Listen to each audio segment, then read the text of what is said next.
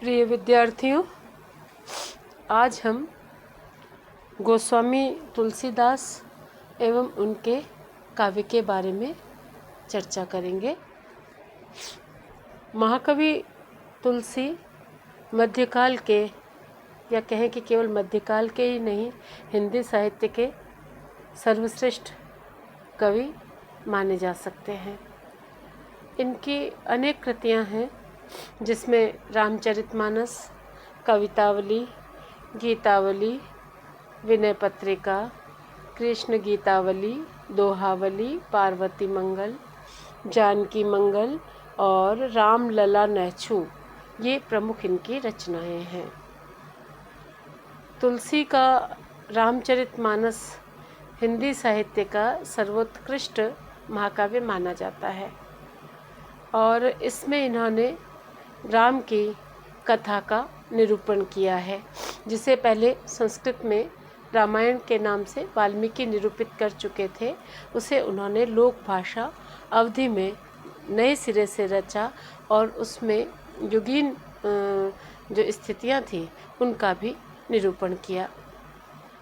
संपूर्ण काव्य इनका जो है रामचरितमानस का, वो 7 सोपानों में विभक्त है और इसमें राम जन्म से लेकर के रावण वध तक की कथा कही गई है। तुलसी ने इस प्रबंध काव्य के माध्यम से अनेक आदर्श प्रस्तुत किए हैं। रामचरितमानस के माध्यम से राजा को कैसा होना चाहिए, भाई को कैसा होना चाहिए, सामाजिक आदर्श क्या हो सकते हैं, है ना। इस प्रकार सारे आदर्श, राजनीतिक आदर्श, सामाजिक आदर्श, सांस्कृतिक आदर्श और एक समन्वय के धरातल पर तुलसी ने रामचरितमानस का निरूपण किया है। इनके जो राम हैं उसमें वे भी शील, शक्ति और सौंदर्य का समन्वय हैं और मर्यादा पुरुषोत्तम है, लोक रक्षक राम है। उनकी कहानी केवल लोक रंजन के लिए नहीं है, बल्कि लोक रक्षक धीरोदात्त नायक के रूप में राम की कल्पना तुलसी ने रामचरितमानस में की है। तुलसी के काव्य में हमें वीर, श्रृंगार, हास्य, करुण, सभी रस देखने को मिलते हैं और तुलसी ने अपने काव्य के माध्यम से संपूर्ण विश्व के मानवों के सम्मुख आदर्श जीवन की रूपरेखा सांस्कृतिक धरातल पर प्रस्तुत की है। तो जिस तरह रामचरितमानस इनका एक महत्वपूर्ण ग्रंथ है तुलसी का द्वारा रचित, उसी तरह एक और पुस्तक तुलसी ने लिखी जिसका नाम है विनय पत्रिका। विनय पत्रिका भी तुलसी के प्रौढ़ दार्शनिक विचारों को, चिंतन को व्यक्त करती है ना। मूल विनय पत्रिका, विनय का जैसा इसके नाम से स्पष्ट है कि इसमें विनय की भावना व्यक्त की गई है और पत्रिका यानी ये एक अर्जी के रूप में, एक एप्लीकेशन के रूप में लिखी गई है। अर्जी क्या है कि इसमें प्रारंभ में तो तुलसी विभिन्न देवी देवताओं की स्तुतियाँ लिखते हैं और जो उत्तरार्ध है इसका, उसमें वे अपने मन को चेतावनी देते हैं, दार्शनिक विचारों को व्यक्त करते हैं और फिर ये कहते हैं, राम से, हनुमान के माध्यम से यह पत्रिका भेजते हैं और कहते हैं कि राम उनकी रक्षा करें, उन पर करुणा करें, उन पर कृपा करें। और आखिरी जो छंद है उसको मैं यथास्थान आपको बताऊंगी। आखिरी छंद में श्री राम तुलसी की इस विनय पत्रिका को स्वीकार कर लेते हैं। तो इस तरह ये जो विनय पत्रिका है, इसमें तुलसी ने अपने आराध्य के प्रति सच्चे हृदय से विनय की भावना व्यक्त की है। श्री राम की भक्ति में डूबे हुए विनय पत्रिका के पदों में केवल विनय की आर्द्रता ही नहीं है, बल्कि दर्शन और विचार की प्रौढ़ता भी है। तुलसी ने अपने इस विनय पत्रिका में किन विषयों को लिया है उसके बारे में हम चर्चा कर लें, जिससे आपके सामने कृति का स्वरूप स्पष्ट हो सके।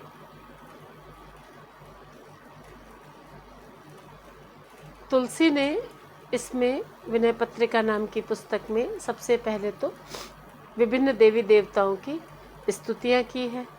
उसके बाद उन्होंने विभिन्न धार्मिक एवं तीर्थ स्थानों के प्रति श्रद्धा की अभिव्यक्ति की है। उसके बाद कुछ पदों में उन्होंने सांसारिक जीवन की असारता का निरूपण किया है। साथ ही जैसा मैंने कहा था अभी कि इसमें उनके प्रौढ़ दार्शनिक विचार भी अभिव्यक्त हुए हैं। तो फिर नश्वर संसार में जन्म लेने के कारण उत्पन्न पापों के प्रति ग्लानि की अभिव्यंजना उन्होंने की है। फिर आत्म प्रकाशन की बात कही है और मन को वश में रखने के लिए विभिन्न प्रकार के उपायों का, तरीकों का वर्णन किया है। मन को सचेत किया है, मन को प्रबोधन किया है, मन के स्थिति कैसी है यह बताया है, मन को कैसे भक्ति की ओर उन्मुख करना चाहिए या किया जा सकता है यह बताया है। फिर राम के नाम की महिमा का या राम की महिमा का वर्णन किया है, राम नाम की महत्ता का वर्णन किया है और फिर राम की शरण में आने और राम की शरण में आने से प्राप्त होने वाले आनंद को, भक्ति के आनंद को तुलसी ने अपनी विनय पत्रिका का वर्ण विषय बनाया है। और अधिकांश पदों में इसमें तुलसी ने अपने दैन्य और दुखमयता का वर्णन किया है ना। अनेक पद ऐसे भी हैं जिनके आधार पर तुलसी के जीवन चरित्र संबंधी अनेक महत्वपूर्ण तथ्यों का निर्धारण हो जाता है और विनय पत्रिका के वर्ण विषय के अंतर्गत उन्होंने जो है तुलसी ने बड़ा महत्वपूर्ण, गौरवपूर्ण, उत्कृष्ट और प्रौढ़ दर्शन व्यक्त किया है ना। जो ये बहुत ही इनकी महत्वपूर्ण कृति है तुलसीदास जी की।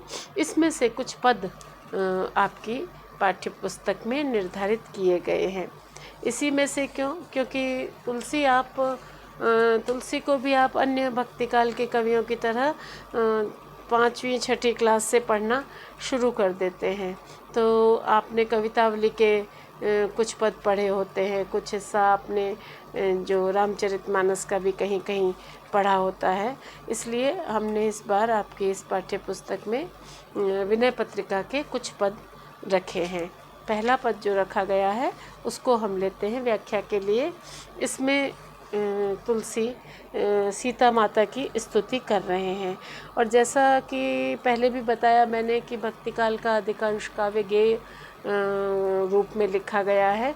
तो यहाँ पर इस पद के लिए भी तुलसी राग का निर्धारण करते हैं और वो कहते हैं कि ये राग केदारा में लिखा गया है ना। इस छंद को राग केदारा में गाया जाना चाहिए, इस तरह का वे निरूपण करते हैं। अब पद देख लेते हैं हम। कबहुक अम्ब अवसर पाई, मेरी ओ सुधिध्यायी भी, कछु करुण कथा चलाई। मैंने अभी बताया था कि ये एक अर्जी है, तुलसी की विनय की पत्रिका है।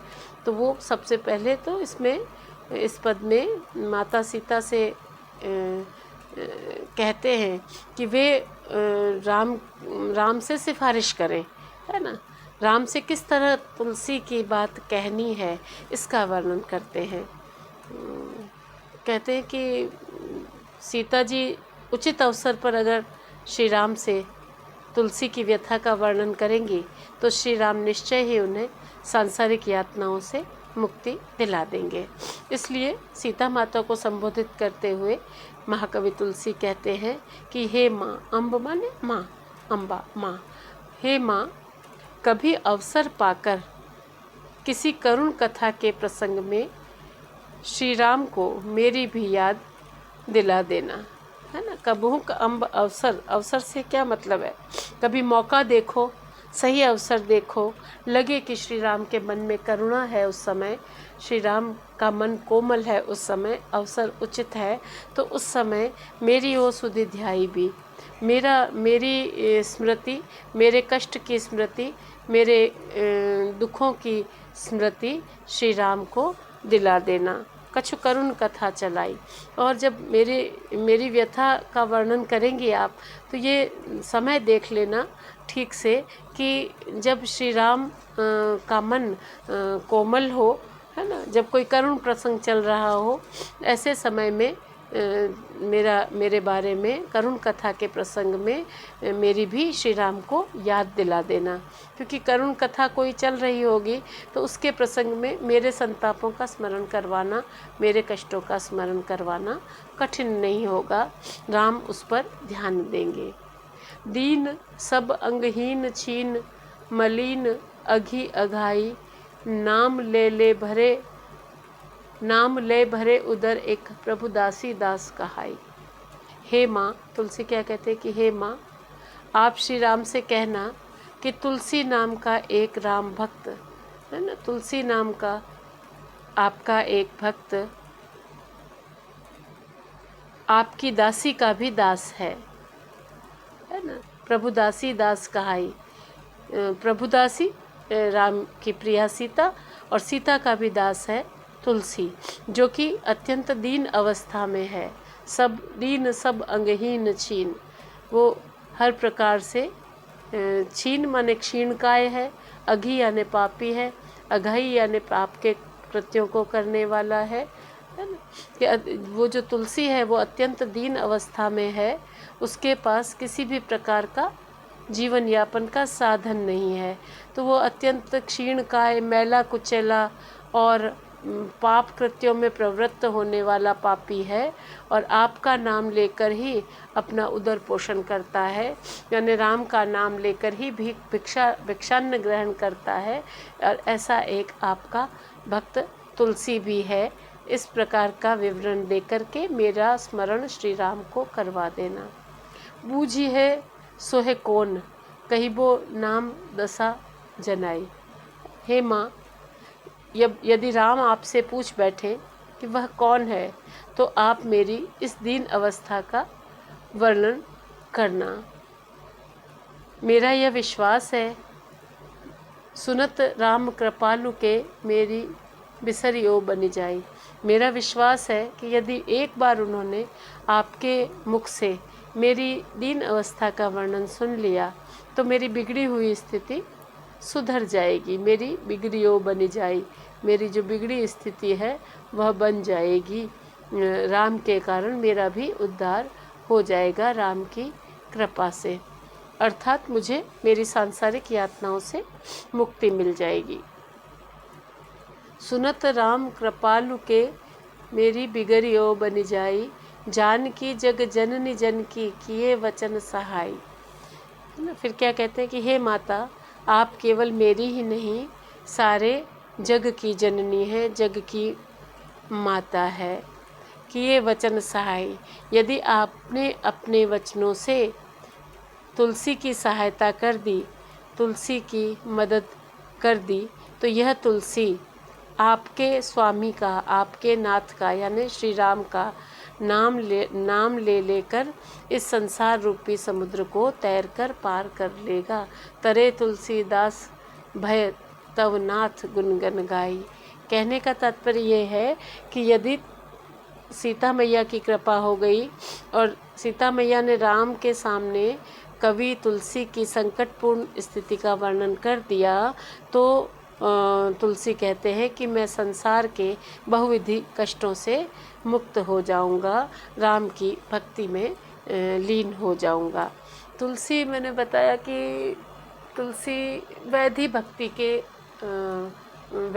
करते हैं, और वैधि भक्ति में आराध्य देव के लोक रक्षक या लोक कल्याणकारी स्वरूप का चित्रण होता है। ये मर्यादा भक्ति है। तो तुलसी ने दास्य भाव से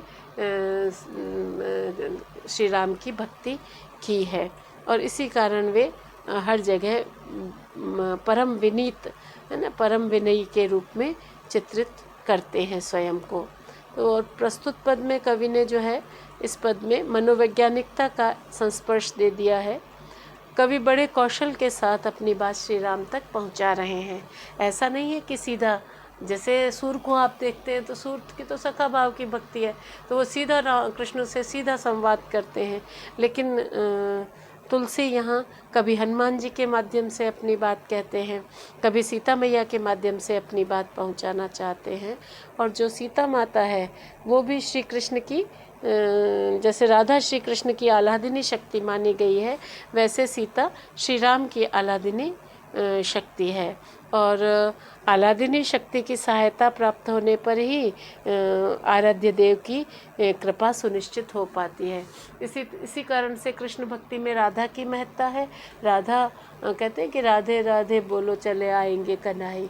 तो राधा शब्द के माध्यम से राधा जो आह्लादिनी शक्ति है, उनके बिना कृष्ण कुछ भी नहीं है।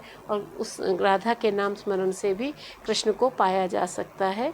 तो यहाँ पर भी तुलसी ने जो है सीता मैया की मदद मांगी है और अपनी जो दीन स्थिति है उसका वर्णन किया है। और सेवक भाव, जो दास्य भाव की भक्ति है, वो तो मैंने आपको बताई ही है कि दास्य भाव की भक्ति इसमें हमें मिलती है। ये बहुत कठिन पद नहीं है, सरल पद ही है। एक पद और ले लेते हैं हम, अच्छा पद है वह भी, कि अब लो नसानी अब न नसे हूँ, राम कृपा भवनिशा सिरानी, जागे फिर न डसे हूँ। क्या कहते हैं तुलसी कि मैंने अब तक अपना जीवन नष्ट किया है और अब अपना जीवन नष्ट नहीं करूँगा। अब लो नसानी, नसानी नष्ट करना, अब न नसे हूँ, अब मैं सचेत हो गया हूँ, जागृत हो गया हूँ। अब मैं यह समझ गया हूँ कि संसार में, सांसारिकता में नहीं डूबना है। इसलिए अब मैं अपने मन को प्रबोधित करता हूँ, मन को जागृत करता हूँ और चैतन्य भाव में अवस्थित होकर अब मैं राम की आराधना करना चाहता हूँ। तो कहते हैं कि अब लो नसानी अब न नसे हूँ, है ना। अब लो अब तक, नसानी नष्ट करना, अब न नसे हूँ, नसे हूँ नष्ट नहीं करूँगा, अब न नसे हूँ, है ना। क्या कहते हैं प्रस्तुत पद में तुलसी अपने आराध्य के चरणों का सेवक बनने का संकल्प कर रहे हैं, है ना। और जीवन का जो हिस्सा, जितना जीवन मोह जनित अज्ञान में बीत गया है वो तो अब बीत गया, लेकिन अब कहते हैं तुलसी कि एक क्षण भी मैं बिगाड़ना नहीं चाहता हूँ। हे प्रभु, मेरे जीवन का जो जीवन काल या जो हिस्सा जीवन का या जो अंश या जो समय जीवन का अब तक बिगड़ चुका है वो बिगड़ चुका। अब लो नसानी, अब तक मैंने जितना जीवन नष्ट किया वो किया, अब न नसे हूँ, अब मैं अपने जीवन को नष्ट नहीं होने दूंगा, व्यर्थ नहीं होने दूंगा। अगली पंक्ति में क्या कहते हैं, राम कृपा, राम की कृपा से भव निशा सिरानी, संसार या सांसारिकता रूपी रात्रि सिरानी व्यतीत हो चुकी है। राम कृपा भवनिशा सिरानी, जागे, अब मैं जागृत हो गया हूँ, मेरा मोह जनित अज्ञान नष्ट हो गया है, ज्ञान का सूर्योदय हो गया है, ज्ञान का सवेरा आ गया है ना। जागे फिर न डसे हूँ, और अब एक बार जागने के बाद मैं वापस डसे हूँ बिछौना बिछाना। अब मैं वापस अपना बिछौना नहीं बिछाऊंगा, है ना। अब वापस नहीं सोऊंगा, अब और जीवन नष्ट नहीं करूंगा, अब संसार की मोह माया में नहीं फंसूंगा। राम कृपा भवनिशा सिरानी, जागे फिर न डसे हूँ, पायो नाम चारु चिंतामणि। अब कहते हैं कि मुझे तो राम के नाम रूपी चिंतामणि, ऐसी मणि जो सारी चिंताएं दूर करती है, वह चिंतामणि मुझे राम के नाम रूपी चिंतामणि प्राप्त हो गई है। उर करते न खसे हों, अब मैं उस चिंतामणि को अपने हृदय रूपी हाथ से खिसकने नहीं दूंगा, गिराऊंगा नहीं, छोड़ूंगा नहीं। अब तो मन रूपी हाथ से राम नाम की जो चिंतामणि है उसको मैं अपने पास ही रखूंगा। श्याम रूप सुचि, रुचिर कसौटी, चित्त कंचन ही कसे हूँ। फिर क्या कहते हैं कि मैं श्री रामचंद्र जी के सुंदर श्यामल रूप को कसौटी बना लूँगा। कसौटी काला पत्थर होता है एक, जिस पर सोने की लकीर खींच के सोने की शुद्धता को जांचा जाता है। तो श्री राम का जो सुंदर सांवला स्वरूप है उसको तो मैं कसौटी बना लूँगा और उस पर अपने चित्त कंचन ही, अपने हृदय रूपी कंचन को, हृदय रूपी सोने को, चित्त रूपी सोने को कसूँगा और इस बात की परख करूँगा कि मेरा मन किस सीमा तक शुद्ध है, किस सीमा तक या कितना परिष्कृत है भक्ति के लिए और कितना यह मेरा मन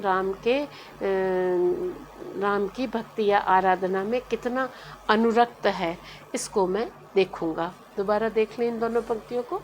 पायो नाम चारु चिंतामणि उर करते न खसे हों, कि जिस तरह कोई मनुष्य किसी मूल्यवान वस्तु को अपने हाथ में सुरक्षित कर लेता है, उसे छोड़ता नहीं है, उसी तरह तुलसी कहते हैं कि मुझे तो राम के नाम रूपी चिंतामणि मिल गई है, उसे मैं हृदय रूपी हाथ से जाने नहीं दूंगा।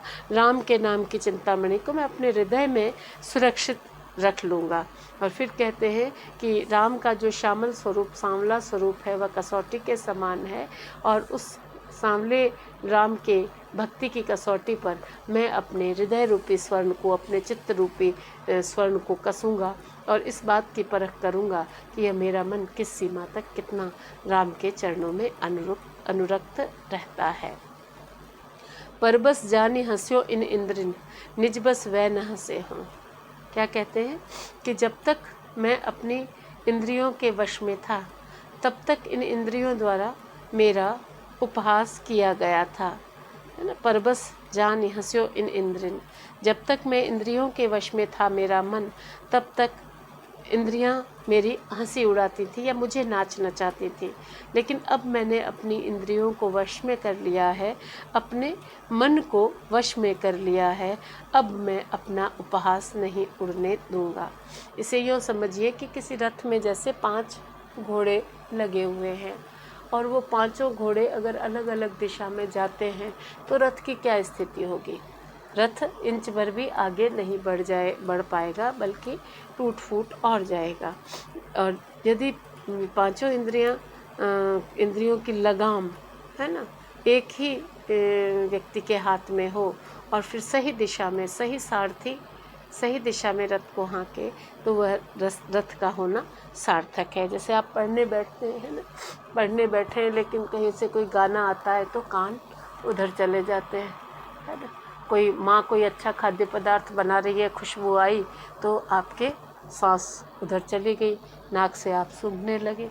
कहीं कोई सुंदर तस्वीर लगी हुई है या टीवी चल रहा है तो आंखें उधर चली जाएंगी, ठीक है ना। तो ये विभिन्न जो इंद्रियां हैं वो अलग अलग अपनी अपनी रुचि के अनुसार जाने लगेंगी, तो फिर जो मन है ना वो एकाग्र कैसे रहेगा। मन कभी इधर भटकेगा कभी उधर भटकेगा। इसलिए मन को कहा गया है कि संकल्प विकल्पात्मकम मन, है ना। मन क्या है, चंचल है, मछली की तरह चंचल है, एक स्थान पर नहीं टिकता। कभी किसी बात का संकल्प करता है, खुद ही तय करता है कि आज ये काम जरूर कर लेंगे, आज इतना पढ़ लेंगे, आज ऐसा कर लेंगे, लेकिन दूसरे ही क्षण उसका विकल्प ढूंढ लेता है कि चलो छोड़ो, ये नहीं हुआ तो हम तो ये कर लेते हैं, आज नहीं पढ़े कल पढ़ लेंगे, कल नहीं पढ़ेंगे परसों पढ़ लेंगे। तो इस तरह ये जो मन है ये संकल्प और विकल्प, संकल्पात्मक और विकल्पात्मक है। तो कहते हैं कि मैं अभी तक मेरी इंद्रियों ने मेरी हंसी उड़ाई क्योंकि मैं इंद्रियों के वश में था, लेकिन अब मैं इंद्रियों को अपने वश में कर लूँगा तो इंद्रियां मेरा उपहास नहीं उड़ा पाएंगी। मन मधुकर पनकै तुलसी रघुपति पद कमल बसे हो।